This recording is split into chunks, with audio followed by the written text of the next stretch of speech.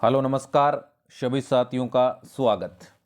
सभी साथियों से मैं कहना चाह रहा हूं कि अगर अभी तक आपने एसएससी जीडी का फॉर्म अप्लाई नहीं किया है तो तुरंत प्रभाव से फॉर्म अप्लाई कर दें, क्योंकि अभी जीडी के फॉर्म भरना स्टार्ट हो चुके हैं और जिनका एग्ज़ाम एसएससी जीडी की जो भी बंदा तैयारी कर रहा है उसका एग्ज़ाम है मार्च अप्रैल में। कब है भाई? मार्च अप्रैल में एग्जाम है और कम समय बचा है। कहने का मतलब है 3 से 4 महीने बचे हैं। तो इन 3-4 महीनों को आपको बिल्कुल मेहनत के साथ अगर तैयारी करते हो तो सिलेक्शन आपका कंफर्म हो सकता है। साथियों, मैं आपको बता दूं, हर रोज मैथ्स और रीजनिंग का एक एक क्लास होता है। ज़्यादा क्वेश्चन नहीं लाते हैं, जो क्वेश्चन लाते हैं वो इम्पोर्टेंट होते हैं प्रत्येक परीक्षा की दृष्टि से, विशेषकर एसएससी और रेलवे एग्जाम की दृष्टि से। तो आज का अपना टॉपिक रहेगा रीजनिंग का। रीजनिंग का काफ़ी इंपॉर्टेंट टॉपिक है और जिसका नाम है वर्गीकरण। हिंदी में क्या बोलते हैं भाई? वर्गीकरण बोलते हैं और इंग्लिश में बोलते हैं क्लासिफिकेशन। काफ़ी इंपॉर्टेंट टॉपिक है और थोड़ा सा दिमाग लगाने की ज़रूरत है, उतना हार्ड भी नहीं है। तो इसका मतलब आपको क्या करना चाहिए, हर दिन प्रत्येक दिन वीडियो को लास्ट तक देखो तो आपके 100% मैं कह सकता हूँ प्रत्येक डाउट है वो समझ में आ जाएगा, कोई भी डाउट नहीं रहेगा। तो शुरुआत करते हैं बिना समय व्यर्थ किए आज के पहले सवाल की।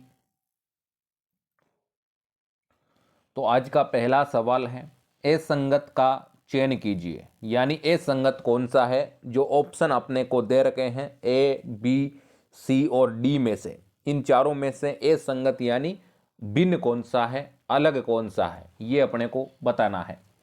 सबसे पहले तो मैं आपको एक चीज बता दूं, स्वर और व्यंजन, इनके बारे में आपको ध्यान रखना चाहिए।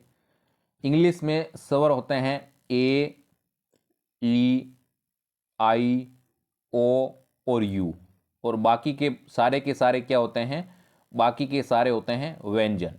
ठीक है, बाकी के सारे होते हैं व्यंजन। तो आपको एक चीज ध्यान रखनी है कि भाई स्वर कौन कौन से होते हैं? ए, ई, आई, ओ, यू, और बाकी के क्या होते हैं? व्यंजन होते हैं। ठीक है, ये चीज आपके कंफर्म है ध्यान में? ठीक है, आते हैं ए ऑप्शन पे। ए ऑप्शन में क्या दे रखा है भाई? ए ऑप्शन में दे रखा है वी, यू, ए, एन। इसमें स्वर कितने हैं? ए, ई, आई, ओ, यू, यू और वी। वी नहीं है, यू है केवल। यू और ए ये दोनों के दोनों क्या है? स्वर हैं, कोई दिक्कत नहीं है। बी ऑप्शन पे चलते हैं भाई। बी ऑप्शन है सी, एन, ए, आर। इसमें कितने स्वर हैं? सी नहीं है, एन नहीं है और आर नहीं है। कितने हैं भाई? केवल एक स्वर है। सी ऑप्शन पे चलते हैं। S, M, R, U. S नहीं है, एम नहीं है, आर नहीं है, केवल और केवल क्या है भाई? यू स्वर है। डी ऑप्शन पे चलते हैं। डी ऑप्शन में क्या लिख रखा है? B, L, U, S. इसमें क्या नहीं है? बी नहीं है, एल नहीं है, एस नहीं है, केवल क्या है? यू है। तो मतलब सारे के सारे ऑप्शन अब एक बार ध्यान से देखो, केवल और केवल पहला ऐसा ऑप्शन है जिसमें से 2 स्वर हैं। बाकी के सारे ऑप्शन में कितने स्वर हैं भाई? एक स्वर है। तो इसका मतलब अपना सही जवाब क्या हो गया? A option. क्या हो गया भाई? A option. किस कारण से? ए ऑप्शन में 2 स्वर हैं, 2 स्वर हैं और बाकी के सभी में कितने स्वर हैं? बाकी के सभी में एक स्वर है। तो इस कारण से ए ऑप्शन अपना क्या हो गया? करेक्ट आंसर हो गया। तो ए ऑप्शन जिस भी साथी के दिमाग में आ रहा था और जो भी साथी ए ऑप्शन सोच रहे थे, बिल्कुल आपका जवाब है वो 100% सही है। साथियों, आपको बता दूं, अगर अभी तक आपने हमारे चैनल का टेलीग्राम चैनल ज्वाइन नहीं किया है तो डिस्क्रिप्शन बॉक्स में लिंक दे रखा है। टेलीग्राम पर प्रत्येक परीक्षा से संबंधित जो कोई भी सूचना होती है इंपॉर्टेंट, वो आपको वहां पर सबसे पहले और सबसे सटीक कंफर्म वाली जो सूचना होती है वही वो आपको मिलती है। तो इसी प्रकार से साथियों, जो भी क्वेश्चन आपके इस वीडियो में करवाए जाते हैं, समझ में नहीं आते हैं तो ज़्यादा डाउटफुल या ज़्यादा डाउट करने की कोई आवश्यकता नहीं है। एक दो बार वापस देखो, उसके बावजूद भी अगर समझ में नहीं आए तो आपको क्या करना है, कमेंट बॉक्स में कमेंट करना है। नेक्स्ट वीडियो जब भी आएगा तब आपका कन्फ्यूजन है वो 100% क्लियर करने की कोशिश हमारी और हमारी टीम की आपके प्रति रहेगी 100%। चलते हैं अगले क्वेश्चन की ओर।